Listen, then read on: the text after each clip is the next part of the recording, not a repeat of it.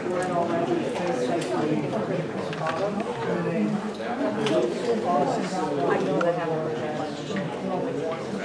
was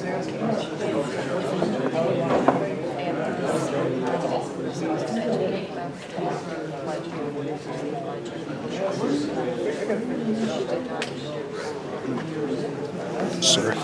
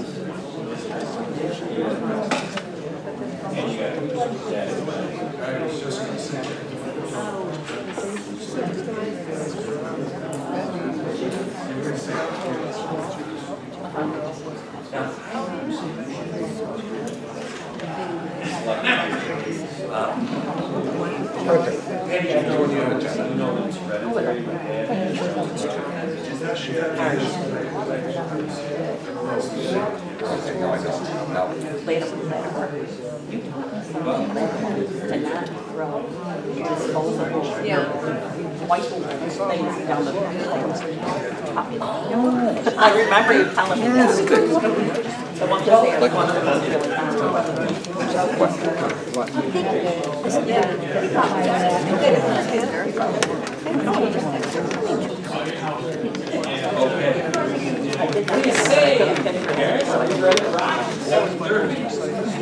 Oh, yeah. No, that's okay. So Rick wrote it and sure. If there was no first one. Yeah. Oh, yeah. I'm glad you put it. 2023 Town Board meeting to order. The Pledge of Allegiance.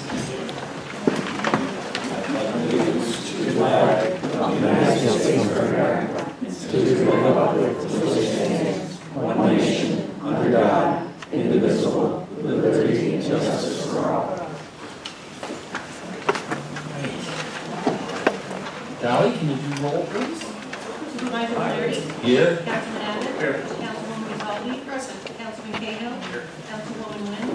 County Attorney Genesi. All right. So the first item up tonight is a public hearing. Actually, I'm going to switch order on this.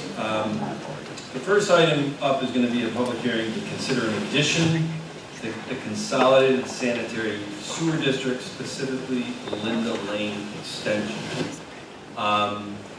When we had the sign-in sheet out front, we had one person sign in. I think it's Sarah Paradiso?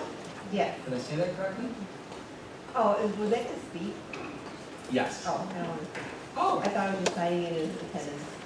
Well, that was very nice. I just didn't want to ask questions. Well, and actually, I'll tell you what, I'm going to open the public hearing, and then if somebody wants to take the podium on this subject, even with a question, you're more than welcome to. So I am going to open the public hearing on the Linda Lane extension. Is there anybody that would like to take the podium? Come on, let's do it. All right, so I don't know. She knows.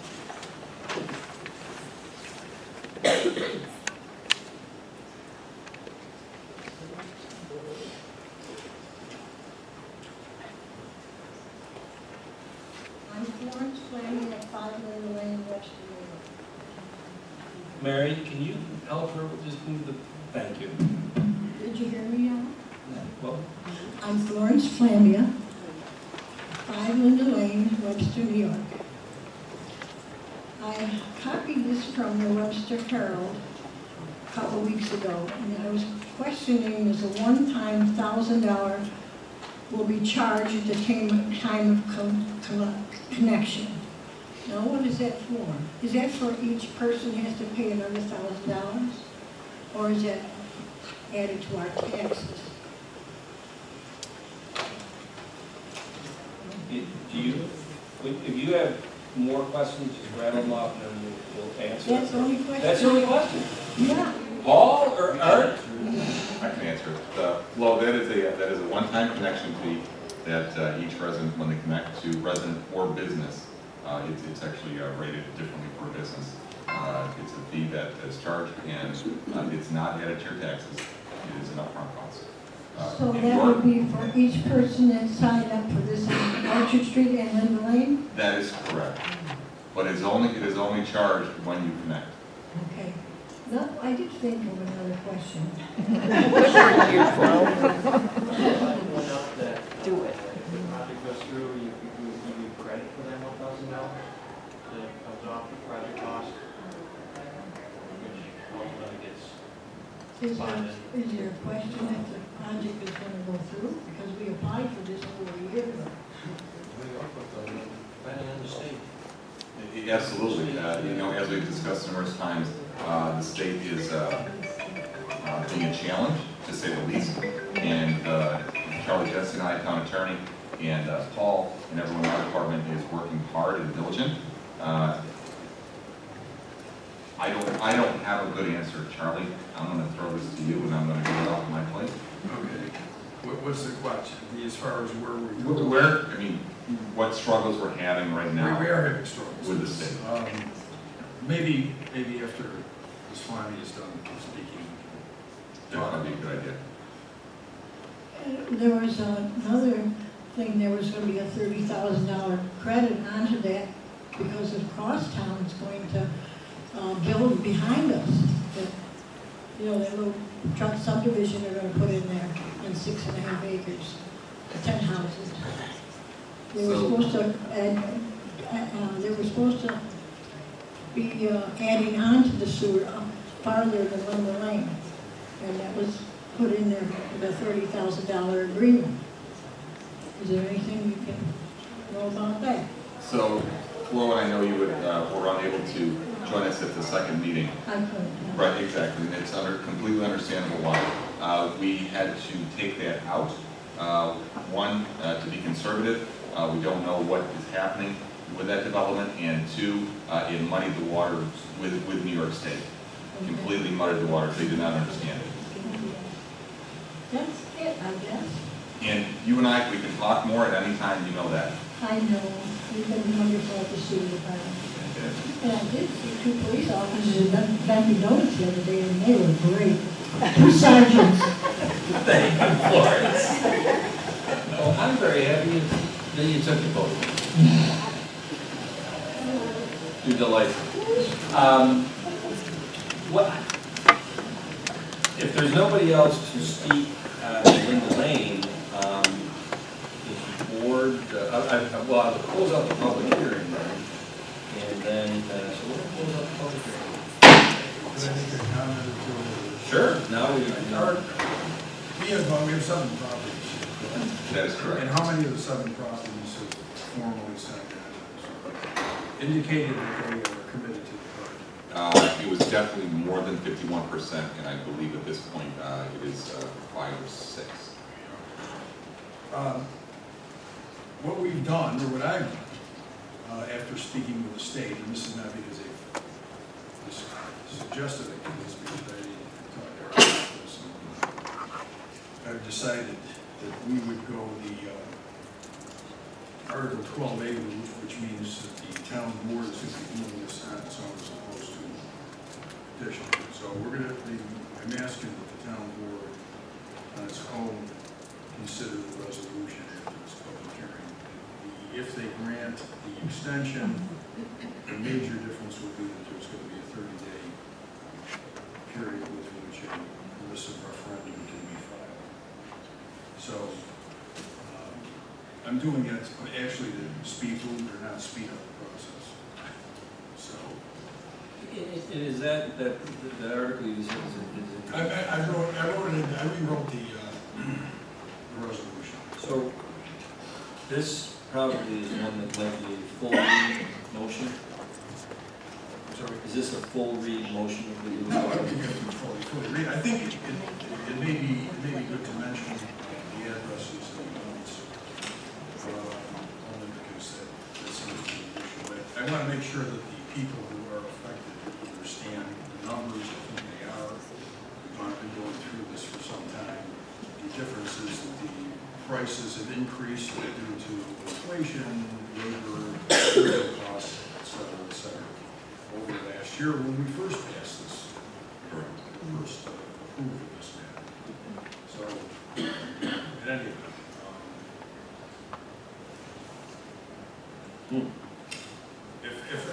if you want, Mr. Supervisor, I'd be glad to go through Yeah, if you wouldn't mind. I can't make a motion. Yeah. Somebody. Mr. Janice, could you speak better into the microphone? Yeah, sure. Can you hear me better now? Old ears. I don't do much talking, to be honest, I don't do much talking at these meetings, but this case is something near and dear to my heart. So, yes, I mean, either I can read all 4 pages and No, allow people to sleep, we or don't- you can hit on the highlights. I think that's what we'll do, Mr. Supervisor, if somebody wants to make a motion. I would move that the town board approve the addition to the consolidated sanitary sewer district, specifically the Linda Lane extension, north of Charles E. Sexton Memorial Park and east of Holt Road in the town of Webster. Second. Thank you. Go through. Sure. This is an extension to the consolidated sewer district of the town. It exists, there are 4 properties, numbers 1, 5, 9, and 11 on Linda Lane, 780 Holt Road, 1130 Orchard Road, and vacant property on Orchard Road. There are 7 properties.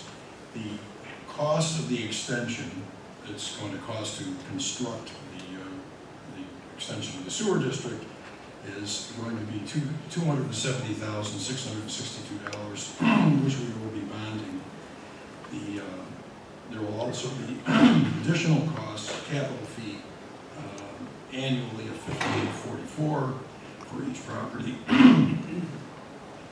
An operation and maintenance fee of $173.53 for each property, and a one-time entrance fee of $1,000, which the finance director and the head of the sewer department has already explained. The homeowners or the property owners will be expected to grant us easements once this matter is approved by the state, and basically the owners will be the ones paying for this district. It will not be a town-wide charge. It will be strictly the people benefiting from the district. See if there's anything else here. Paul, what's the length of the bonding? I believe Linda Lane shows 25 years. So this will be over a period of 25 years, so it will be paid off. It's actually going to be borrowed internally from our sewer capital reserve, investment of the reserve. We'll still pass a bond resolution, which gives us the right to bond the traditional sewer bonds. So the plan is to just keep it as an investment. Whereas the public hearing on the addition of these parcels and residents to the Linda Lane extension of the Consolidated Sanitary Sewer District of the Town Board was held today, June 1st, 2023. All interested persons having had the opportunity to be heard. Each of the owners and the developers of the land constituting taxable real property will give a notice of the public hearing by regular mail sent to the last known addresses.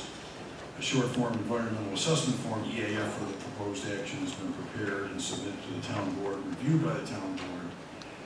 As a result, the town board resolves to authorize and approve the construction of certain sewer improvements along a portion of Linda Lane in the town of Webster, servicing the aforementioned parcels and residents located on Linda Lane, Holt Road, and Orchard Road in the town of Webster. The maximum cost will be $270,662.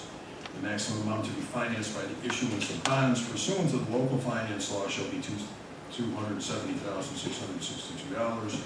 Maximum annual cost of the affected parcels will be each property $2,000. This is the maximum.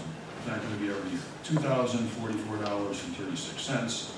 The estimated cost for each of the parcels annually will be a capital fee of $58.44.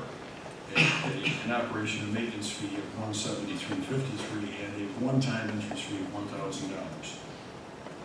The town board is directed and authorized to obtain definite plans and specifications, and with the assistance of council, to enter into any contract or contracts needed for such improvement, provided the price of the contract or contracts does not exceed the maximum cost estimated above. any cost of publications and recording will be paid for or reimbursed by the homeowners. Town board determines that based upon the information in the environmental assessment form and the other available information, this proposed project will not have a significant effect on the environment or the meaning of seeker, therefore does not require appropriation of the environmental impact statement. The establishment of the extension, the plan, and the report thereof be approved, that the requested improvements be constructed and the necessary easements be acquired. Upon the required funds being made available and provided, the district shall be known and designated as the extension to the Consolidated Sanitary Sewer District for Linda Lane, and we will have the schedule and the exhibit will be available to anyone who wishes it. Lastly, the resolution of the town board establishing an extension to the Consolidated Sanitary Sewer District is subject to permissive referendum pursuant to Article 7 of the New York State Town Bill. And this is again pursuant to Article, this proceeding is pursuant to Article 12A. Yes? Councilwoman Conley? Aye. Councilman Abbott? Aye. Councilman Cahill? Aye. Councilwoman Wynn? Aye. Supervisor Flaherty? Aye. Okay, next up is a public hearing to consider enacting local law number 1, 2023, adding a new chapter to the code of the town of Webster to be known as Property Maintenance Code. I'm going to open the public hearing. At least at the time of the start of the meeting 15 minutes ago, we had one person sign in to speak. I know we've had some stragglers come in the last 10, 15 minutes. Is anybody coming that has come in want to speak about the property maintenance code? Okay. Well then, I have Paul Loeb here. This sign in is Paul. There he is. He's behind the beam. Supervisor Flaherty, council people, Josh and Jim, I'd like to say you guys did a great job in the draft and my area of sensitivity. First of all, my name is Paul Loeb. I live at 675 Osborne. My area of sensitivity resides around the part of the draft that deals with exterior property maintenance. What I'd like to see is the ground cover. Once these renovations are made to existing properties and the additions have been placed and foundations, everything has been erected, all the heavy equipment removed, I'd like to see some ground cover put down because unfortunately I'm downwind of one of the renovations that is currently in play, and I'm getting an awful lot of dust and dirt on my vehicles, and I've had to make considerable adjustments to my lifestyle and put a bigger shed so I can get all my cars into the garage so I can avoid this. I was every morning to come out and cars are just covered in dirt. So, and as far as the rest of the draft, I think it's well overdue that a lot of that that is in that draft to keep Webster where life is worth living, we really should adapt that draft and put it into play in the code book as it stands.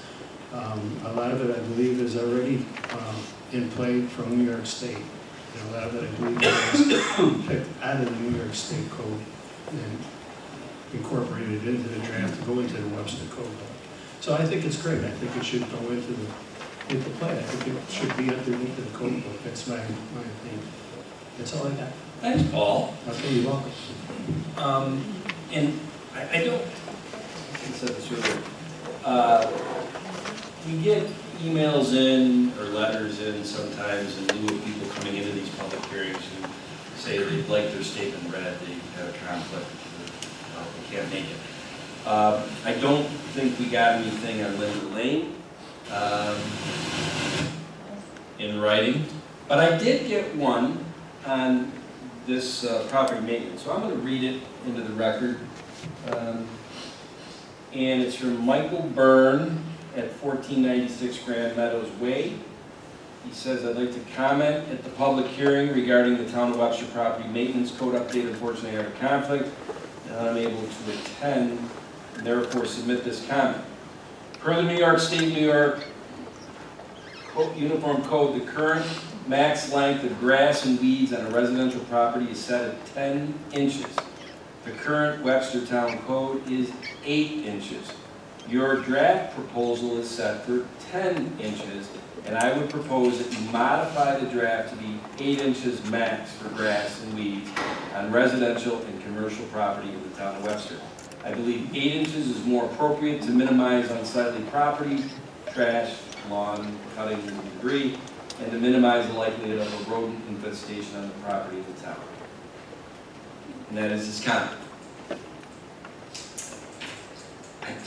Now, James, I can't wait till you guys go out with the yardstick and like, that's 8 inches and, you know, that's 10, but being fair, I read the comment. So, I will say this, if nobody else wants to speak on this, I'm going to close the public hearing and then put it toward the town board and the town department heads. In advance, I'll say this, unlike the Linda Lane where we did the resolution tonight, we will not be doing a resolution on this tonight. This is a pretty hefty project, and I think it needs a couple of weeks just to make sure we put the fine-tuned touches on it before we did a resolution on the first local law of the year. So I'm going to close out the public hearing. Jim? Is there anything you'd like to say? Okay. I have a comment or a question, and it goes back to Mr. Loeb's concern. Is that something that we would address in the property maintenance code, or is that something that would be addressed in the permitting process of putting on additions and things like that, and how that project would get tied up? So actually, in the New York State Property Maintenance Code, there is a section for ground cover already. Okay.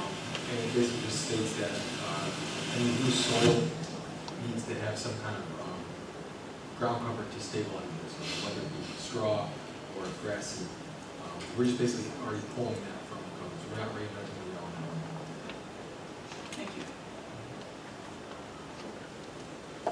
So hopefully that answers your questions as well.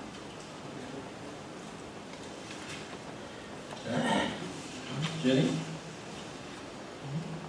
I am too. Like I said, we'll slot it for June 15th for the resolution. I look forward to that. Yeah, well, yes. Yes. Now, the next item up on the agenda is the open of the floor, where each speaker will be allowed up to 5 minutes to talk about anything they want. I'm going to preface this by saying that I want to apologize that the last item on tonight's agenda, the tabled item of resolution to take a pledge to register with the New York State Department of DEC as a climate smart committee, that is being tabled. We are not making a motion. We're not voting on that tonight, so that is tabled. Well, I can tell you that Mary Harrington is doing some more research for us, and she will probably be presenting to the board at a workshop or whatever, just to get some more clarification on things, and we'll bring it back to vote if appropriate after such type of workshop presentation. So that's why. From the people who are here to speak on it. Well, you don't know that they're here to speak on that. So before I get going, okay, the people that did come in a little bit later, this open to the public to speak. Is there anybody that did not sign the sheet that intends to speak? Oh, that's my friend from Penfield. You know it. All right. I know it's Brenda. Brenda, yep, good job. Lincoln? Yep. Now I feel like I'm famous. Okay, anybody else? All right. Well, the first person on the list is Marianne Randall, or is it? Randall, okay.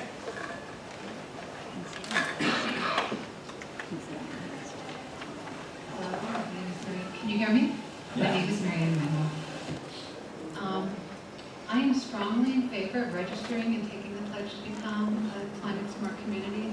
I am glad that the board has taken the action of considering this important step towards responsible community care. I attended my first town board meeting 2 weeks ago, and I found it very interesting.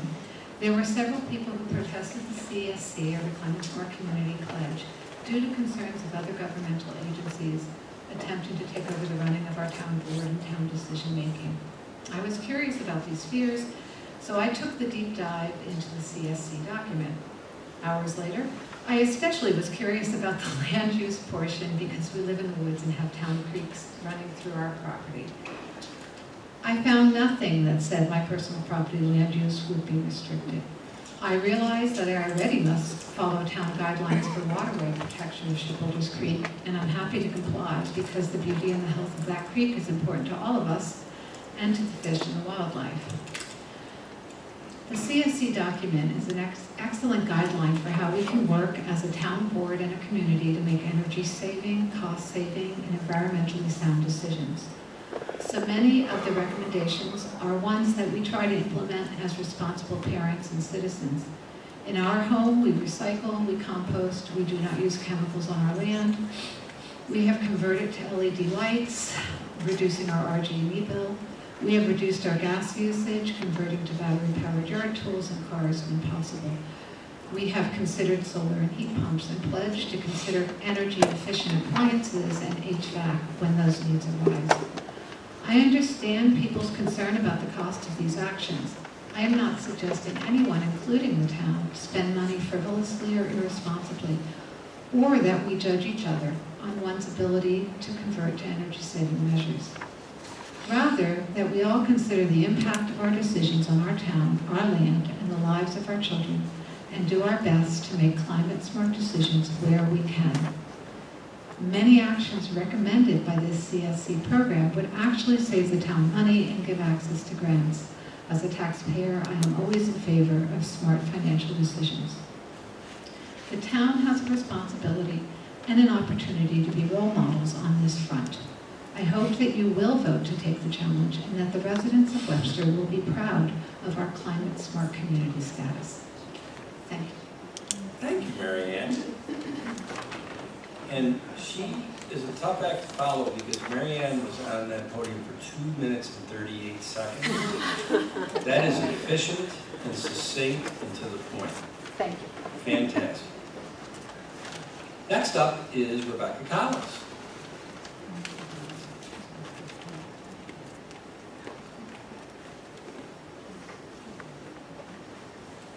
Can you hear me? Okay, I'm Rebecca Collins, and I do realize that this item has been tabled, but I am here to speak in favor of the town taking the pledge to become a climate smart community, also known as CSC. I'd like to thank Mary and the other department heads for the informative and thorough presentation given at the town board meeting on April 27th, or town board workshop on April 27th. And I'd also like to thank the board for initially agreeing to add the resolution to the town board agenda for that following board meeting, which was May 4th. I actually came here on May 4th to show my support, but by the time I arrived at 7:25, the sign-up sheet was gone and the room was packed. Needless to say, I was blindsided by the opposition to this resolution. I listened to concerns from fellow residents about fears of government overreach and control, but I have a different perspective. I feel we are fortunate to live in a state where programs such as the Climate Smart Communities and Clean Energy Communities are available. These programs provide incentives, they provide rebates and grants as a way to offset costs associated with implementing actions to help us become more sustainable communities. From the presentation delivered by Mary at the April 27th workshop, we learned that registering to take a pledge to become a climate smart community requires no additional stress on the town workforce. There are, however, potential financial benefits to doing so. In some state grant programs, communities that have taken the CSC pledge get scored higher. This means if Webster registers, it improves our grant scoring, and we have a higher chance of receiving funding through these state grant programs. Webster is currently involved in a number of projects that could qualify for this type of funding, with more likely to come. Contrary to statements made at previous board meetings, communities involved in the Climate Smart Communities and Clean Energy Communities programs have definitely not been destroyed. They have greatly benefited. I know the board was sent a spreadsheet containing data of grant money earned by different local communities. I can help arrange to have representatives from some of these communities, including Canandaigua, Penfield, and the village of Lima, to actually come here and speak to the board describing the financial benefits they have received by being part of these programs. So please let me know if you'd like me to coordinate this. So in closing, I believe that the responsible action is for the board to put this resolution back on the agenda and pledge to become a climate smart community in order to take advantage of these incentives. Thank you. Thank you, Rebecca. Marianne, she beat it. 2 minutes and 27 seconds, but I might have started it late. You were close. We're not competing. No. Next up is Lori Reynolds.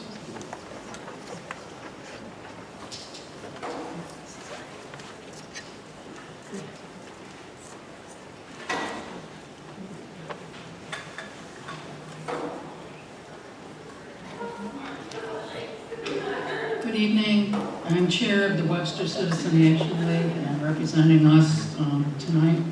I have 2 things. Mr. Flaherty, can you answer me why there is no parking out here on a board meeting night? Can this be taken care of, with the, the playground over here? Or the Well, ball field? usually I run a say with the 5 minutes open to the public, it's you can say anything you want when we don't answer questions. But this one I'm going to answer because it's funny. This is the courthouse. There's a jury trial tonight, and they're picking the jury. So, unfortunately, Ms. Reynolds, no, I can't change that. It's one of those things that tonight, which in 3.5 years as supervisor, it's never happened. But this is the realities of us being in the courthouse, that we were made aware that they have a jury trial. We're not going to change our board meeting, so that's my answer. Okay, because I didn't know whether it was because of the park, whether people are parking. Well, now you know here. what the reason is, Ms. Reynolds, so. Okay, thank you, And Mr. by the way, Flaherty. keep going. Okay, my name is Lori Reynolds. I'm chair of the Webster Citizen Action League. The Webster Citizen Action League has for almost 10 years advocated for Webster residents. The proposal to approve the Climate Smart Community resolution leaves too many unanswered questions. What will be the short and long-term impacts on our community? Will this involve a quicker change away from natural gas or other fossil fuels? What's the cost going to be for the town residents? Has any of this been looked into? Our state government has shown it does not care about upstate New York. Actually, Albany has made sure to make our lives in upstate as difficult as possible. Approving this resolution seems like another way to add to our burdens. The town board should really consider carefully how adopting this resolution could hurt our town residents. Perhaps there might be a day when approving a climate change resolution might be appropriate. It does not seem like this is the right time to make this commitment to an out-of-touch state government. As an advocate for Webster residents, Webster Citizens Action League opposes the signing of the Climate Smart Community Resolution by the Webster Town Supervisor and Board. Thank you.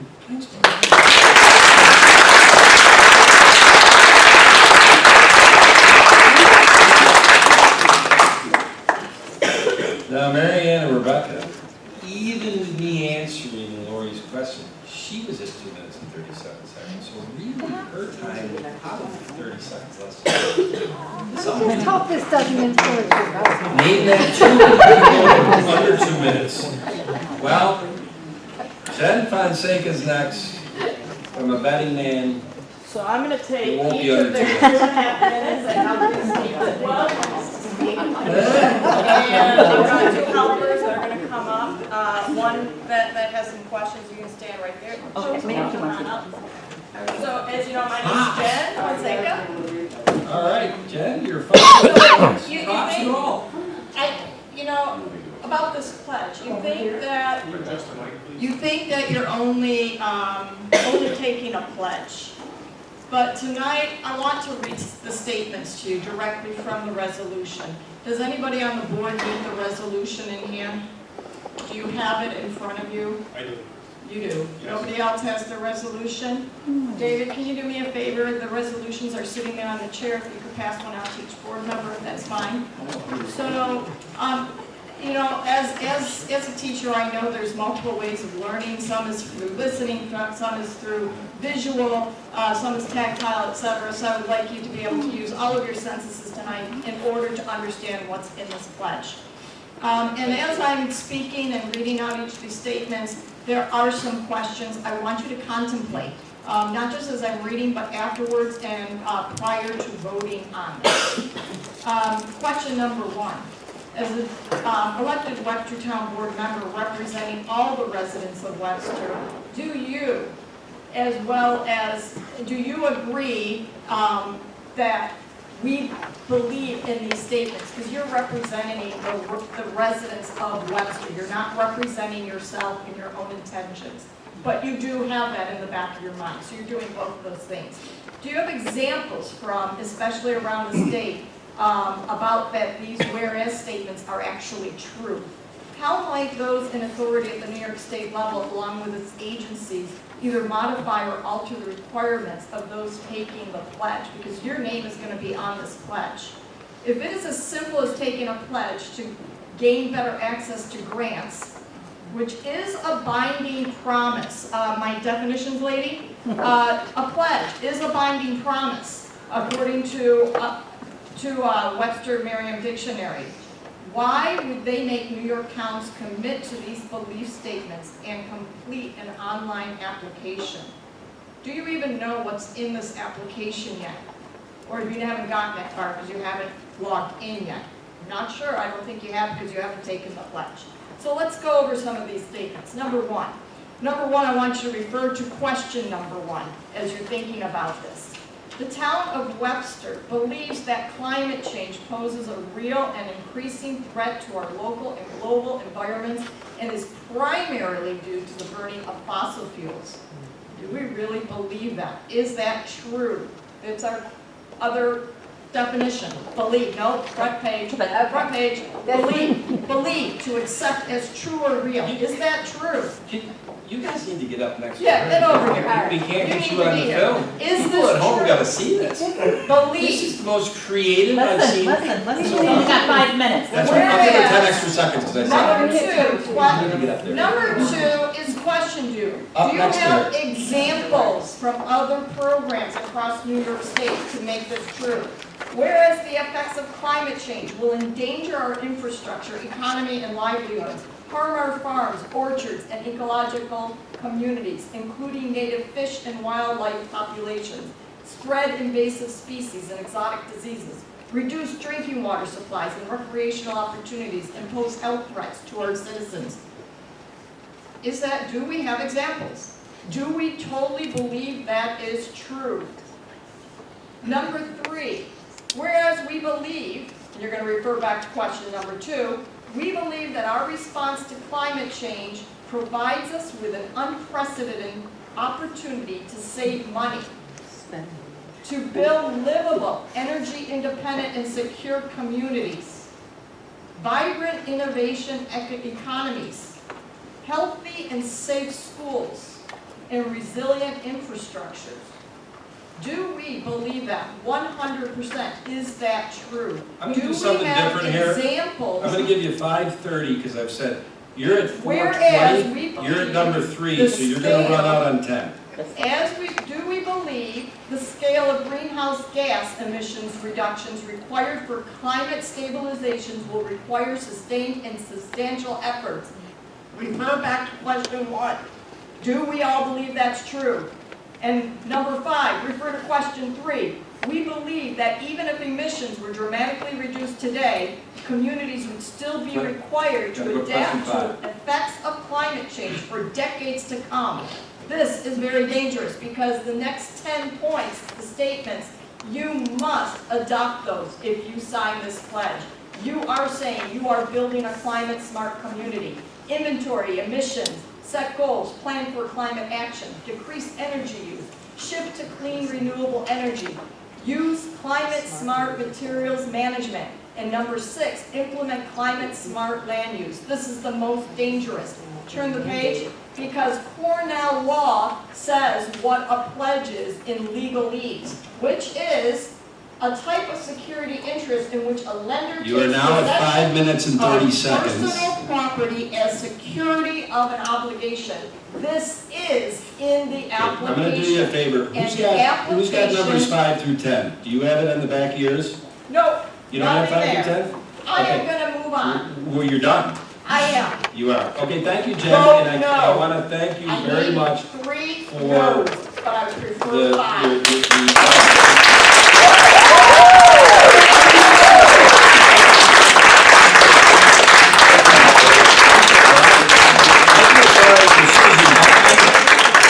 Susan, unless you got some tapped answers to... I can tap dance, That's a tough actually. act to follow. Even as an adult, I can tap dance. I'm gonna be very brief, though. I won't need near the 5 minutes. I was happy she went over a little bit. First, I want to thank you for letting us come speak. It's a freedom we still have in America, and I respect the rights of differing opinions, because that's what America is freaking all about. I also want to say this. We start every meeting at the town board saying a pledge of allegiance to that beautiful red, white, and blue flag. Every single meeting. And you know, I used to say it and I felt so good, so proud, so safe, so free. And you know what? Of late, I don't feel as safe, I don't feel as free. And my pride in being American is starting to shift a little bit, because I don't like the direction this country's going. It scares the hell out of me. I limit how much news I watch. Now, I believe, this is my belief, this climate control stuff, along with the RG&E smart meters, it's all about government control.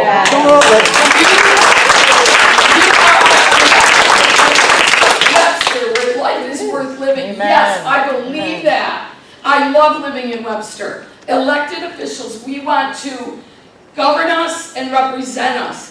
This climate control program is just another piece of the little puzzle for state and higher up politicians to get you to be their little puppets, to dangle the carrot, get you to do what they want so that they can govern and control us, and you lose a lot of that ability. It's a piece of the puzzle that is slowly moving our beautiful country towards socialism. Yeah, absolutely. And I believe that. I don't think what I have to say tonight will probably make any difference in how you vote. Maybe your hands are tied, as so many politicians nowadays claim. You gotta have the balls to stand up for your constituents. And when you say Pledge of Allegiance to that beautiful red, white, and blue, who are you pledging allegiance to? Who do you want to govern? Who do you want to rule? What do you believe in for this country? When you go to sleep at night and when you vote, you think about when you pledge allegiance to that flag. I pray the day never comes when they take that flag away from us, because I'm scared to God that's going to be the next thing they take away in our freedoms.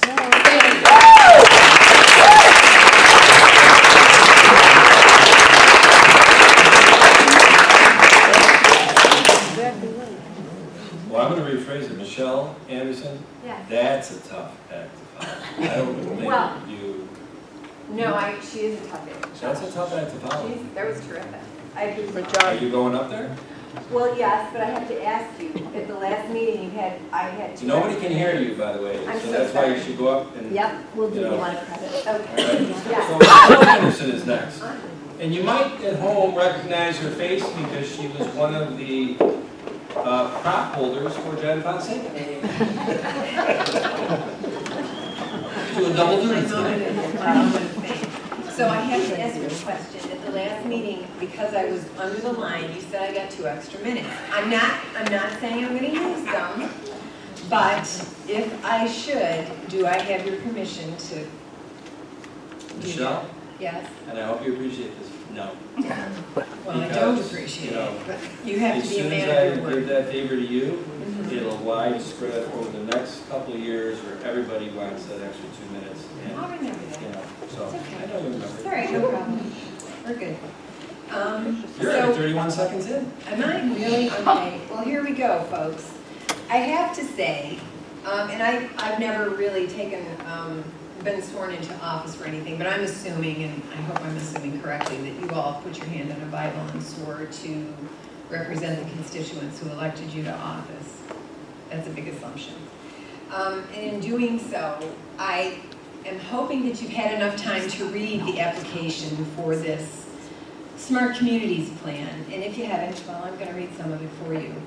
On page 12, under the heading Ineligible Expenses. Now, this is absurd, but anyway, we need to hear this.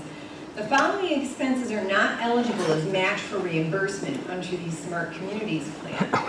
Costs for purchase of zero-emission vehicles and/or installation of electric vehicle service, equipment, or other charging or clean vehicle fueling infrastructure. If interested in zero-emission vehicles, charging infrastructure, or hydrogen fuel cell filling station grant opportunities, please see Grantscaping. The cost for the installation of equipment for power sector-related GHG emission reductions, such as solar panels, heat pumps, etc., unless they are installed in low-income public housing. Generators, unless part of a larger adaptation project and powered by means other than fossil fuel. Real property, land acquired prior to award and contract start date, and lands protected through state or federal easements are not eligible for grant funding. Let's see, we'll go down, cut through that, and we'll go to page 14 under the title Ownership. Pursuant to ECL 5415153, all infrastructure and project components funded through the CSC grant program must be owned by the contractor grantee and cannot be transferred to another entity for the duration of the service life of such infrastructure and/or project components through a climate change mitigation easement, CCME. Further discussed on page 16 of this RFA, and the infrastructure and project components may be placed on real property not owned by the municipality. And the way I'm interpreting this is a really interesting way to say eminent domain. Real property, land in fee simple, acquired, developed, improved, restored, or rehabilitated by a municipality with funds made available pursuant to this program shall not be sold or disposed of or used for any other than climate change mitigation and adaptation purposes without the expressed authority of an act of the New York State Legislature, there we go again, which shall provide for the substitution of other lands of equal environmental and fair market value and reasonably equivalent usefulness and location to those to be discontinued, sold, or disposed of, and such other requirements as shall be approved by the Commissioner.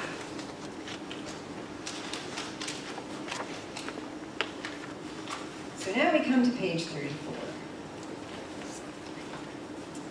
And on page 34, it states, it's the third paragraph down, upon notification from the municipality that the project is complete, the DEC will determine if the project is operating in accordance with applicable laws and regulations pursuant to 6 NY-CRR subsection 492.3.5D. A final project summary report must be submitted no later than 60 days after the end of the contract period and be approved by DEC prior to the release of the final contract reimbursement.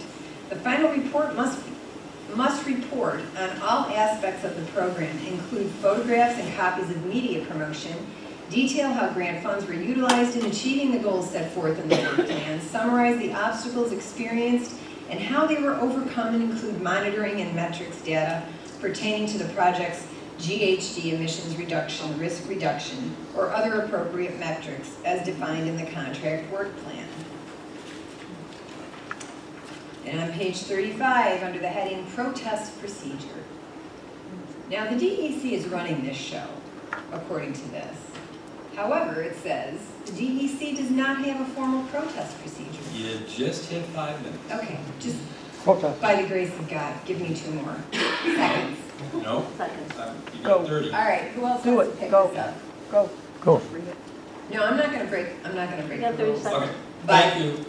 I would ask that the board please vote no. Okay. This is absurd. And I would also ask that you read this. Thank you.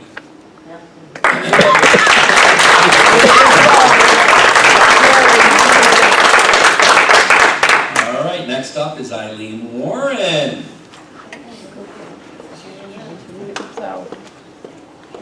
Nice job. Hello. I'd like you to know I'm strongly opposed to this climate, smart climate. And as far as the grants you're going to get for doing this, I've lived through that already in a medical office where the state offered us a grant of $200,000 to convert to EMRs. It took 4 years to get even $1,000 out of that grant. But that's jumping through hoops and selling your soul to the devil to get that money. So don't think it's going to be easy to get your grants, because it's not going to be. They will fight you on everything. Secondly, I want to know why this isn't a town-wide vote. Why do you 7 people get to make this determination? Good question. On 1, 2, 3, 4, Only 5 votes. well, whatever. Why do you guys get to do this instead of having a town-wide vote publicized on something as important as a smart climate?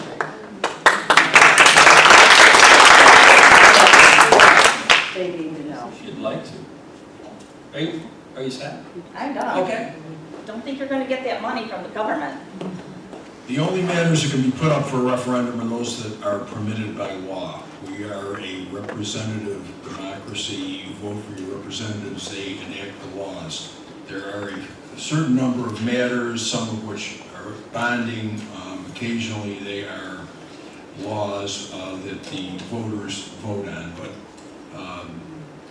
in any event, that's why this, excuse me, furthermore, this is not a statute, this is not a law, this is something different. It's basically a matter of policy, so this is not something that would be appropriately, either by statute or by any other means, before the public. Thanks, Rod. Brett Cummings is next. Pledge.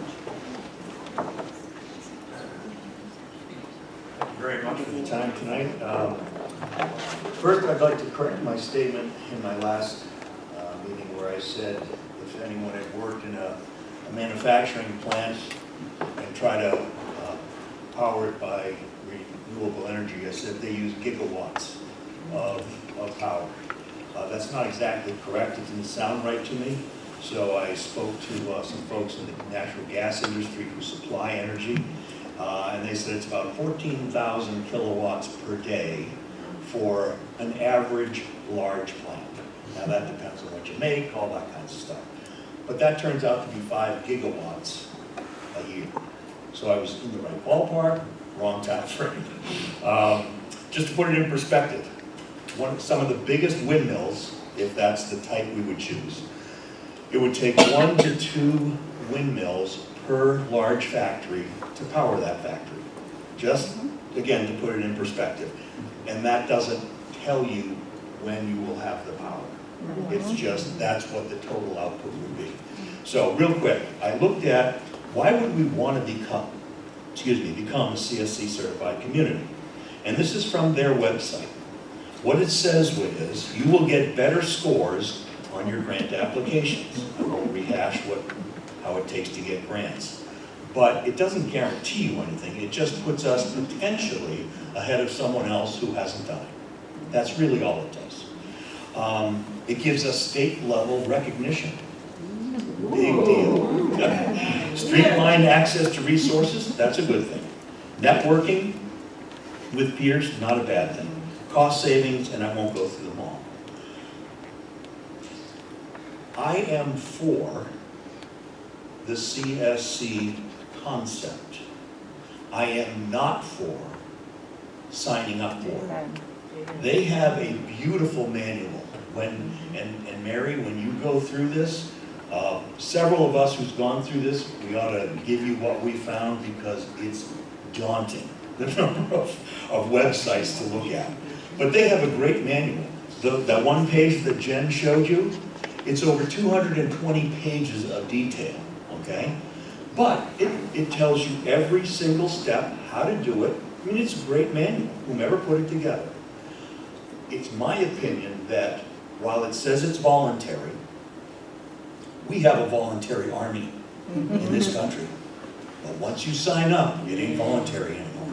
And that's exactly how I see this. I might be wrong, but I think we take the best of what they've put out there, which is their manual, and as a town, we say what fits us. I mean, there are people here that are saying that, you know, we ought to do it for the next generation. I absolutely agree.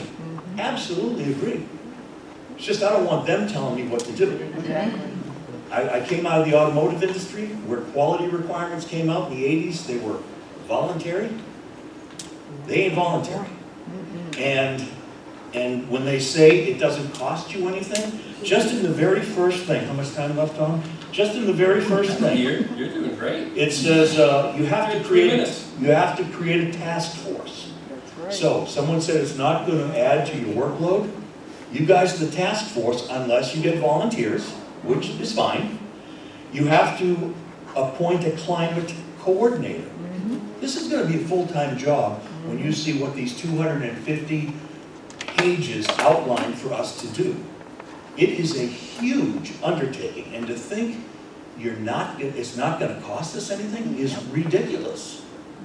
It's ridiculous. So I will summarize saying that I just don't want the state government micromanaging us. I think we ought to use as a town their manual and implement it as best fits Webster. And I think all of us are pretty concerned or want to do what we can for the climate, but don't have the medicine kill the patient. That's all. So that's my time. Thank you very much.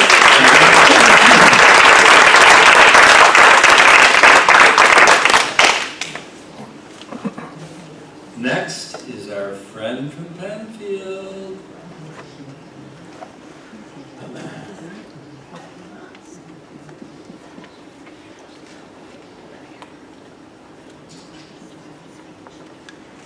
I planned and wrote like 5 different versions of my 5-minute speech, and then I listened to everybody, and now I'm not going to go, so I'm going to different versions. But first, I want to just say for a minute that how really lucky we are to live in Webster and have all of these residents on both sides. Everybody who has come and voiced their concern for what Webster will turn into, and have really spent a lot of time investigating and looking into these applications and researching all of this. These people all care about what happens to this town, and I hope that the board, you know, appreciates the fact that so many people have come out to give their opinions on both sides, because I think it's really wonderful. The first time that I was up here to speak, I spoke about the fact that Climate Smart is really a product. It's a name. It's not really talking about the environment, although there are things in it, obviously, that relate to that. That Climate Smart is its own identity. And I wanted to give an example. I was so happy to hear that you said that Mary was going to go back and do additional research and look into a few more things, because I had gone back to watch the workshop presentation, as you had encouraged. I watched it probably 3 times now, in addition to a whole bunch of other stuff. And one of the things that I noticed in there is that presentation falls into the trap that they set, which is that you're going to read it, and logically you're going to think, I know what the word climate means, I know what the word smart means, I know what they're talking about, and you read the sentences that they write with your own interpretation of what you think that is. And I took a picture from the presentation for myself, so I'm just going to bring it up because I didn't memorize it. But it's one of the slides that was given in the workshop where you're talking about what does the pledge say. And the very first item, I believe it comes from the resolution, I think that's what she was referring to, was it says number 1, build a climate smart community.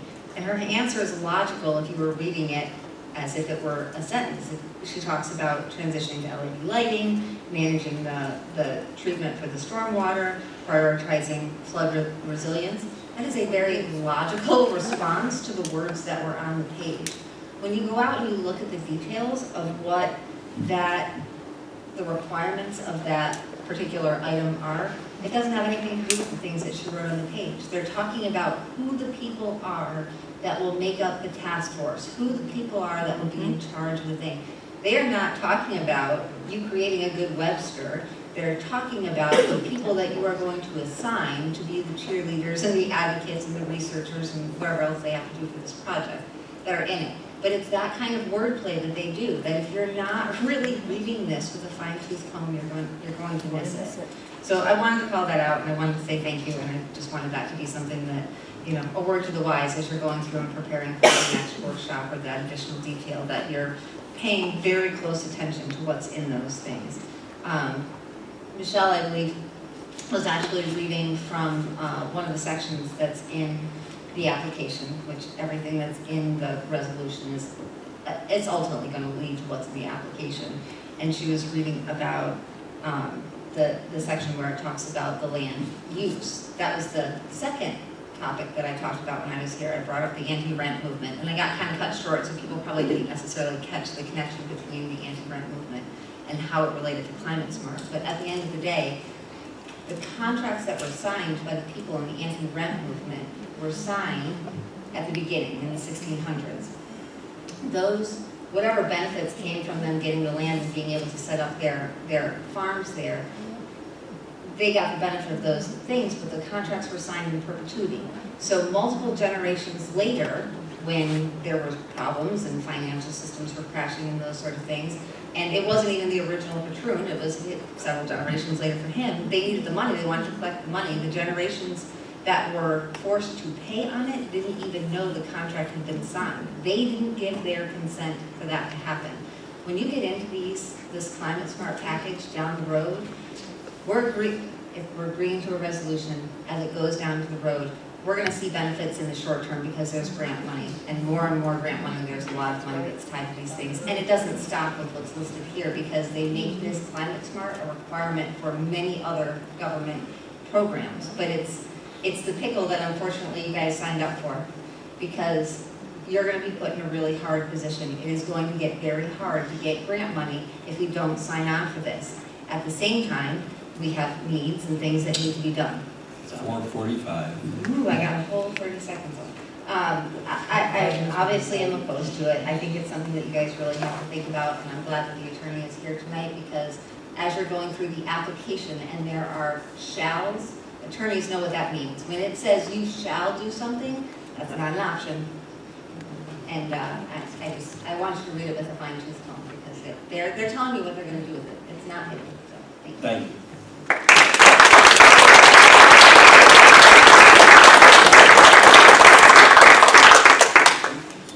And our last speaker tonight is the Honorable Ron Nesbitt, the past town supervisor of Webster.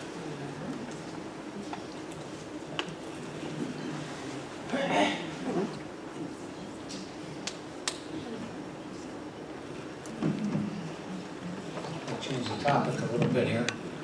I would first like to commend Supervisor Flaherty for his detailed and informational report to the community last week on the status of EMS in Webster right now. Having said that, I'm afraid that the CEO of Nichols and the Board of Trustees from Nichols are holding the town board and the Webster community as hostages to get more tax dollars from tax-paying residents. At no time in all the presentations 2 weeks ago did any employees or members of the Board of Trustees offer to sit down with the town board and hammer out a new contract that would include metrics and standards for cleanliness and response times for Webster residents. In fact, the liaison to Nichols, Councilman Cahill, has said nothing to continue Webster residents, to guarantee Webster residents that we won't be riding in dirty ambulances with outdated medicines. All taxing John Cahill wants is to give them more taxpayer dollars, as he promoted last year when he voted to give Nichols $205,000 more in July of 2022. And now the Webster community can't even get a financial statement on where the money went 11 months ago. Why not, Councilman Cahill? Doesn't Webster deserve to know? problem this town board has twofold. First off, Supervisor Flaherty, by you signing the November 2020 contract with the CEO, has put you and the town board in a dark hole. There is no way out of that contract, period, until it expires in 2025, because the CEO won't sit down at the table and renegotiate that contract because there's nothing in it for him. He feels he can bluff you into giving him more taxpayer dollars for 2 more years to service his needs, and I wouldn't do it, nor should this town board. Second is the fact that Supervisor Flaherty signed a confidentiality disclosure agreement, and the CEO and the Board of Trustees of Nichols aren't going to give you any financial statements. They just sit back and laugh at you. Other than that, why wouldn't they be a good Webster community member and be honest with the town board and show the financials I asked? You're stuck.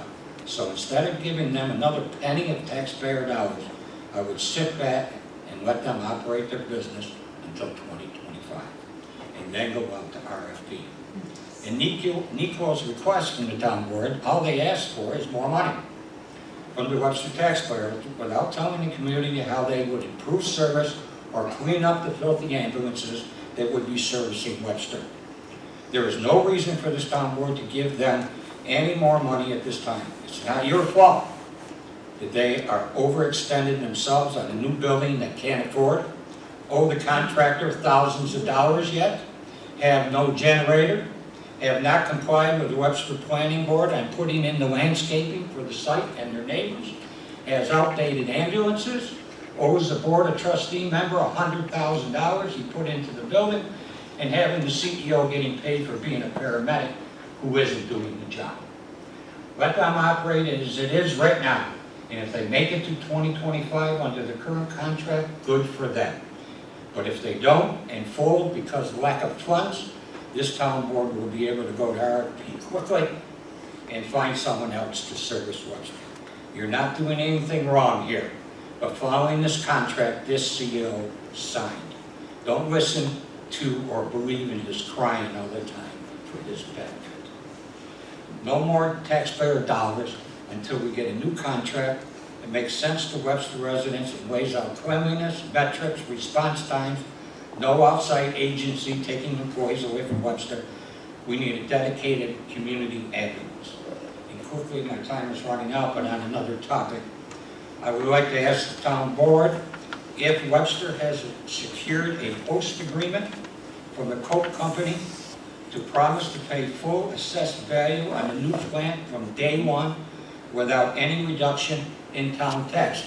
Because if you don't do it now, as the finance director knows, it will get caught up in Monroe County Comida, and we will not get our full amount of money. Also, how much more money in the sewer department cost is the Webster taxpayer going to incur in getting the byproduct made by Coke to the wastewater treatment plant on Phillips Road? There has to be a cost, and Webster residents should know this cost before this project passes on to the planning board, not after. Thank you very much for your time.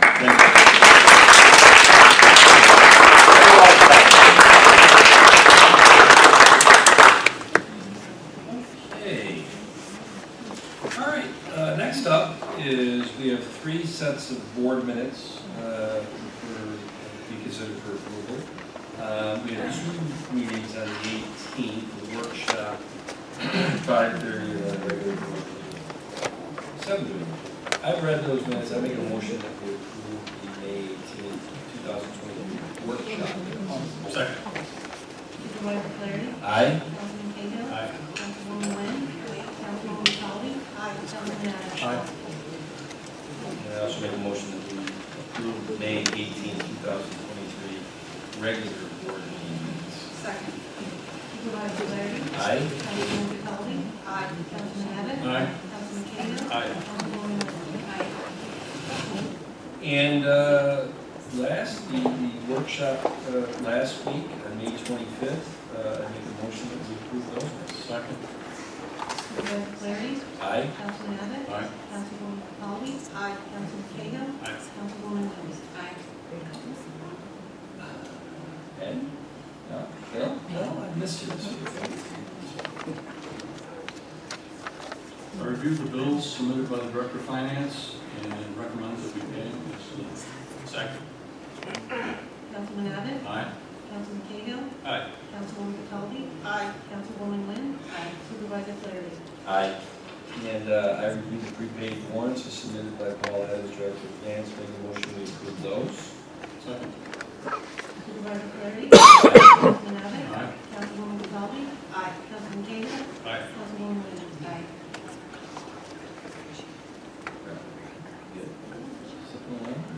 And I make a motion to approve the purchase orders as submitted by Paul Adams, Director of Finance.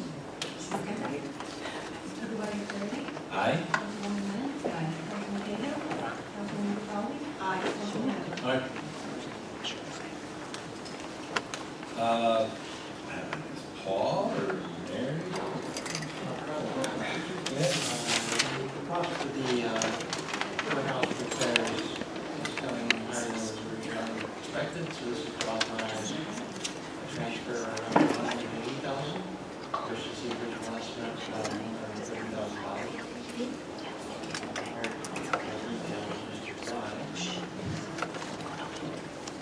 Yeah, we publicly bid the finishing aspect of the project a couple months ago, and while it came in a little bit higher than we expected, it was reasonable once we looked it over in more detail, and they've been on site for about a week and a half now, making good progress with the drywalling, so unfortunately, it was a little bit higher than we estimated, but we're happy to see that this 4 or 5 phase project is nearing its end, so.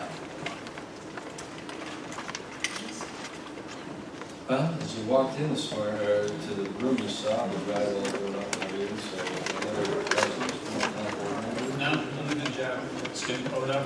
Obviously, you see these guys. Doing a great job, Mary. All there. Make a motion to increase the allowed transfer from the general townwide fund to the courthouse roof repair project H0235 from $130,000 to $180,000. Second. Supervisor Flaherty? Aye. Councilman Cahill? Aye. Councilwoman Wynn? Aye. Councilwoman Cataldi? Aye. Councilman Abbott? The next one, and I know, I just want to make sure, Mary, I saw that at, I think 3:20 this afternoon, we were able to get some supporting documents on this in email and attachments out to the board. I know, John, I think you replied saying thank you. I don't know if the other town board members have. I did see. I did remember. Okay. I You didn't have have any to- questions. I beg your pardon? I did not have any questions on it. Bill? I did not see it, so. Who is the professional? Do you want me to give a little overview? Yes, if you could, yeah. Yeah, so about 2 months ago, the board did a resolution to solicit professional services to help with large projects that come into town. So after finding out that Fairlife was indeed aiming to come to Webster, I solicited a proposal from Labella and Bergman, 2 large consulting firms based on their expertise in environmental reviews, traffic and transportation reviews, among other things. And so we got a submission from Labella, and it was very comprehensive. They're the town engineer for many local municipalities. They've done this type of work supporting communities in the area. And so we got that on Friday. It was a holiday weekend, so we put our heads together Tuesday, Wednesday, Thursday this week and came to an agreement on a not to exceed $35,000 contract to start with. So this contract is to support the town in areas that we don't have as much expertise as Labella might, to double check our reviews, and then to also help with workload as we're navigating all the capital projects and other day-to-day items here at town. So this is for specifically Fairlife at this point, but this contract can be used on other large industrial commercial developments that come to town to support us in other ways. Mary, if we don't utilize them, we pay nothing. Correct, yep, so it's a time and materials type contract, so we pay as they work. And then essentially, specific to the project that's coming through, these fees are absorbed or incurred by the developer with the fees that we're already collecting, or additionally, if we need extra help, our code allows us to get support from third-party consultants to help with reviews. So, it's interesting because, Bill, you're the engineer on the board, so let's see if my layman term explanation of this, if you think it's correct. So there's two phases really to Coca-Cola Fairlife's project. The $650 million plant they're building on 100 acres on the Timor Road. Phase one is going to be going through the planning board, the zoning board of appeals, the permitting process, all of that, which will lead up to, if everything is copacetic, they would hopefully break ground on construction sometime in the fall. Usually designs and sketches and all that type of stuff is handled by the town. They look at what the client, or the developers, engineers put in. This developer is, they've got Haskell out of Jacksonville, right? So having, Mary is a great town engineer, but this is an unprecedented project in this town. The size, the scope, it's unprecedented. You can say the last one was Xerox, and even if we went back and looked at how we handled Xerox in 1964, I don't know if it would have any pertinence to how you would handle this project in 2023. So getting a third party that we have a lot of respect for here, to have that second set of eyes, I call it a measure twice, cut once, they'll help with that on the first phase of this. Now, if that all goes smooth, then we enter an interesting phase because they break ground in October and they build the thing, and let's say they're done in 2 years in October of 2025. Now, on a typical development, the developer and their engineer has to give us an engineer's estimate of site. And let's say they say that the grading and infrastructure installation, things of that nature, piping, whatever, is going to cost $100,000. Well, the town by code collects 3.5% fees, and that $100,000 would be $3,500. And we codified those fees because that $3,500 is to help offset the time that our town engineer and arts department and sewer needs to go and do inspections during the construction phase. I don't know what the engineer's inspection number is going to be for 100 acres and a $650 million plant, but let's say that it's $10 million. 3.5% is $350,000. So we're going to get that $350,000 by law, by code, and from that standpoint, I'm not a spendthrift. In fact, I'm cheap. We have monies to make sure that we do this the right way, because we only got one chance to do it the right way. And I'm somewhat explaining this, maybe over-explaining this, because you're going to see in the next couple of weeks that this concept of having a third party come in and assist the town, we have some phenomenal department heads. The one thing I like about our department heads is they have the humility to know that this is above our pay grade. This is big. So there is no shame in getting a second set of eyes. And so we're looking at concepts of having a project manager retained by the town so that they can really oversee and be the main point of contact. We are looking at potentially getting outside legal help to look at how the seeker process is going, just to make sure it's done above reproach. We have to do this thing perfectly for the citizens, the taxpayers, for the next 50 years. And we got one chance to do that. So I'll get off my soapbox, but Bill, the way I explained how phase 1 and phase 2 under development works, was that about right? Yep. I'm trying. By the time I finally get it, I'll probably be done. What? I will. Well, I don't think I'll get it by the time you're done. So, any questions? Because I appreciate, and I told Mary, since, you know, usually the town board gets all of this back up, either through any resolution we do, they're either getting a workshop, presentation, back and forth, or supporting documents well in advance, so they're educated and they can make an informed vote. It is not our common practice to have the supporting documents on something be emailed to the town board members at 3:20 in the afternoon for a 7:30 board meeting. So I had told Mary, this may get tabled. But if the board members have read the email, and I saw that they had, and they looked at the contract, and they understand the concept, and Bill, I think, with me being verbose, you probably just read it, didn't you? I'm all set. Well, I can't make the motion. I would make a motion to have the supervisor sign a contract for professional services related to site engineering, seeker, and building reviews and inspections. Second.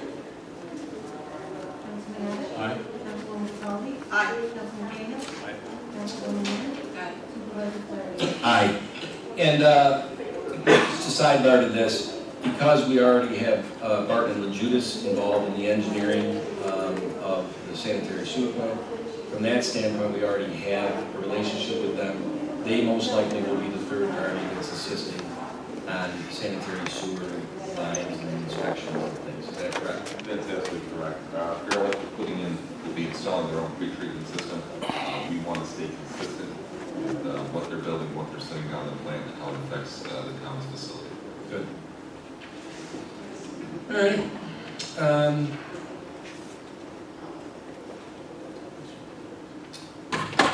Do you want me to provide an update on the next one? Yes. Okay. Is there supporting documents on this, or, no, this is being tabled, right? Yes, Yes. so I was gonna ask to table this.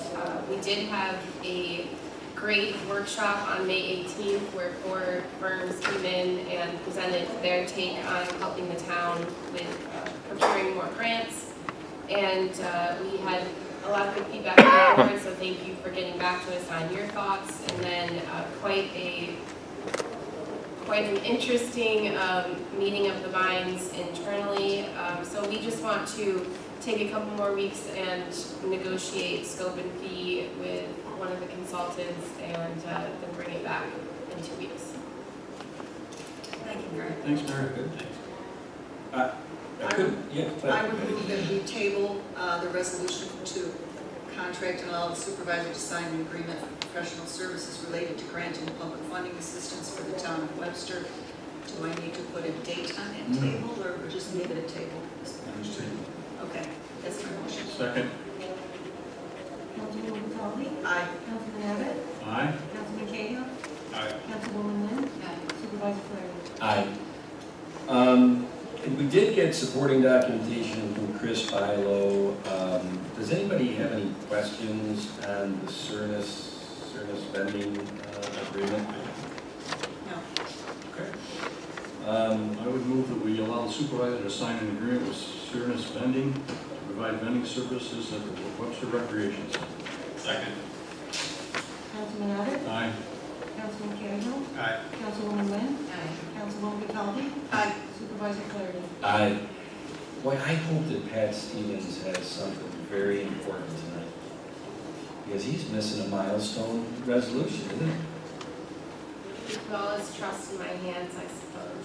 Okay, well, Mary, if you can explain this, because this is big, I think. Yes, so this did get on the agenda a little late. The time is slipping by quite fast this year, it seems. But we had a 5.5 to 6 hour meeting yesterday at MRB, our consultant for the highway facility, with MRB, the town, and our construction manager campus.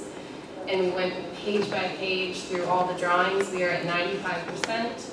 So there was just a few loose ends and coordination items that we are wrapping up to put this project out to bid in 2 weeks about on June 14th. So it's a really exciting time. 5 contracts, right? Correct.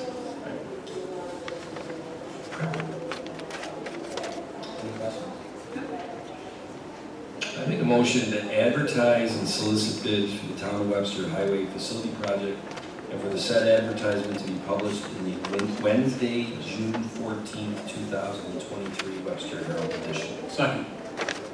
Supervisor Flaherty. Aye. Councilman Abbott. Aye. Councilwoman Capali. Aye. Councilman Cahill. Aye. Councilwoman Wood. Did he put his trust in you on this, the stuff that they're getting rid of at auction? He didn't think there would be too many I don't comments on think- that, but he did mention, yeah. Any questions, anybody on these next two? Some trade-in.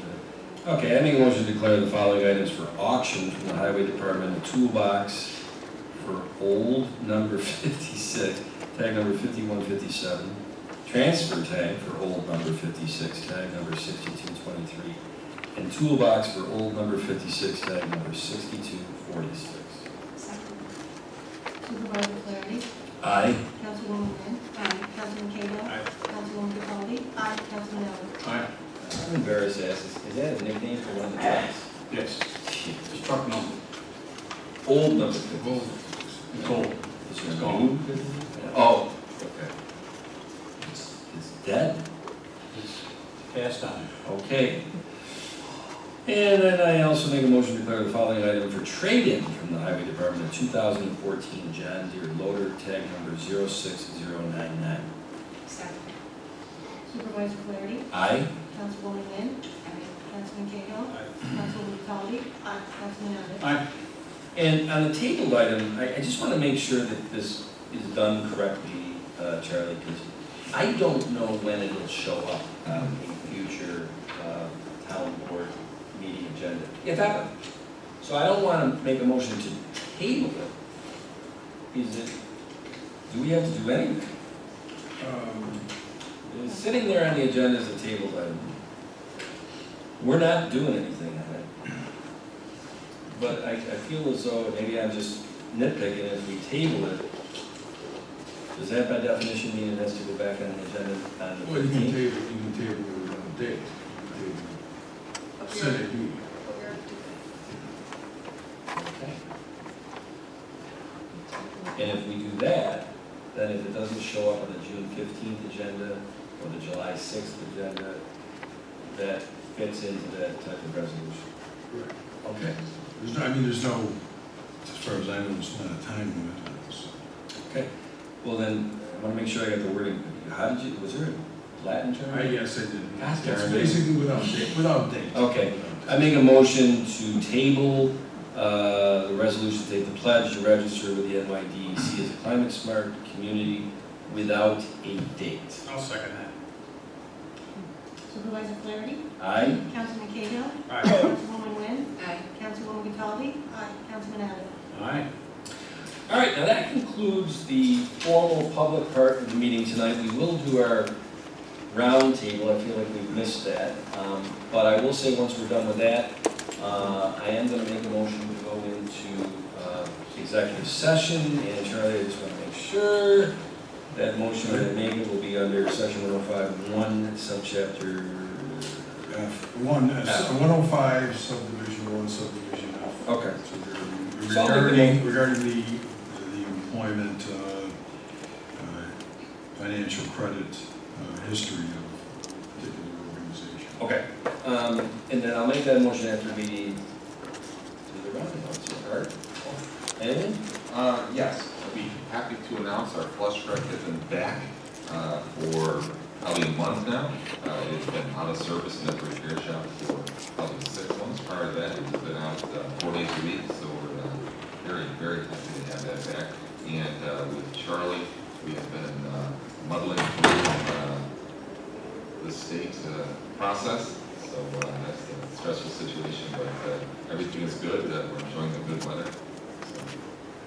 Long-term lookout for that. Long-term lookout. To get into the flush run. Yeah, absolutely we are, and I do owe you some documentation, but we are going to look at a new flush truck that is 11 years old, and actually have a gentleman coming in at the beginning of July to start with the Mary? Yes, Sandburn Park is steadily progressing. The flood wall, they've gotten several hundred feet done, it's looking great. They're doing a form liner on the water side that looks like laid stone, so it's gonna be really pretty and stained a couple different colors, so that'll be quite a feature there at the park. And they've been successfully keeping the waters at bay as the waters seem to be steadily increasing, but their dewatering has been working really well. So that construction is going great. And then I will also announce that next week is our kickoff of intern season. So we have 2 interns starting next week. One has a focus in planning and one has a focus in engineering. So Josh and I are going to share them this summer. Great. I'd like to jump back in. It was very clear in my head. She had mentioned water's rising. Our outlet pump station is back online after the MO65? MO65 after the total rebuild of that and really securing it from the rising waters. The only large thing we have left is installing a generator, and as we all know, that supply chain is dreadful. So we're hoping to have that in by the end of July. The 2024 budget season is starting to ramp up. As part of the process this year, we're going to be taking the budget out 5 years through 2028 and incorporate the various capital projects that we have underway and about to start. So we'll have a multi-year capital plan as well as a 5-year budget, so that we can look into the future. Bill? We're busy while installing. Have the calls started coming? Yeah. Good. I'm gonna start doing my walking. Well, I did. When I went to the first street and I found out that it was wrong. Yeah. Which is better to find out now. They had it done last year. Computer glitch. Patty? I'm not sure we'll have an opportunity to announce this before next Saturday. Next week's workshop probably will not give an opportunity, but the annual summer celebration is happening next Saturday on June 10th at the Recreation Center, and it's a wonderful family day of entertainment and community. So I encourage everyone to come out. Fireworks, band, food trucks. It's an awesome. The rain is supposed to be in the morning. Oh, that's 10 days out. It can improve from there. Are you singing again this year? Singing? No. Hey, is there a drug drop-off coming up? There is on June 24th. Webster Health Education Network, the Town of Webster, Webster Police Department, and Assemblyman Brian Magtolo will be sponsoring a drug drop-off. This is something that we're doing in addition to the one that was done at Wegmans. It's going to be down at the wastewater treatment plant on Saturday, June 24th from 10 until 2. So you can bring your unused, expired, unwanted medications, and they will be disposed of properly. Cheryl? I've said it. Jenny? Well, thank you everyone for being here today, and also to check the website, read the newspapers, and support your Webster Library and the museum. There's a lot of activities for family and friends and little ones too to enjoy, and be careful in the summer, stay hydrated, and watch out for motorcycles. Huh? So I just want to take the opportunity once again to thank our speakers that attended the meeting tonight. Regardless of what side they're on, it's pretty clear to me that they've done a significant amount of research. So I just convey that I greatly appreciate it. It's nice to see all the people in this room. I love it. It's a controversial topic, but everybody was respectful, and I was very impressed with the presentations that were given tonight. Clearly, these people that spoke tonight have done a significant amount of research. We always end with you, but I gotta. Unfortunately, Eileen Warren, who was one of the speakers tonight, she left. I was hoping she'd be here. I just gotta tell this quick little story. Eileen's husband works at a place where my 19-year-old daughter, who's home from college, she's working there this summer. And Eileen's husband said to my 19-year-old daughter last week, you know, my wife is not very happy with your father. And my 19-year-old daughter goes, get in line. Pretty sharp kid. And now we'll end with you. I just want to mention that yesterday was the last day to submit town and county tax payments to the town. Any outstanding payments are made directly now to the county. And at that, I hate that we have all these great people in the room, and now I'm going to have to ask you to leave because we're going to shut down the public. Right, you think you're gonna make a motion? Yes. Invite Sue. Yes, I am, yes. So I'm going to make a motion to enter executive session under section 105, subject to 1F. Is it that? Yes. Obviously, the town board will be in this. I'd like to invite Paul Adams, finance secretary, Carolyn Nessie, town attorney, our patron, our deputy DPW commissioner, and head of the sewer department, Dennis Clough from Navitas, and Bill Buchan from Buchan Law. Those who are, I'd like to attend this. That's my motion. Second. All in favor? Aye. Opposed? That's at 9:04. 9:04.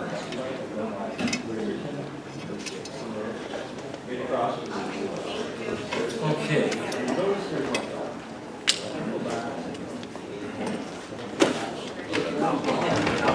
Place to go. Good luck.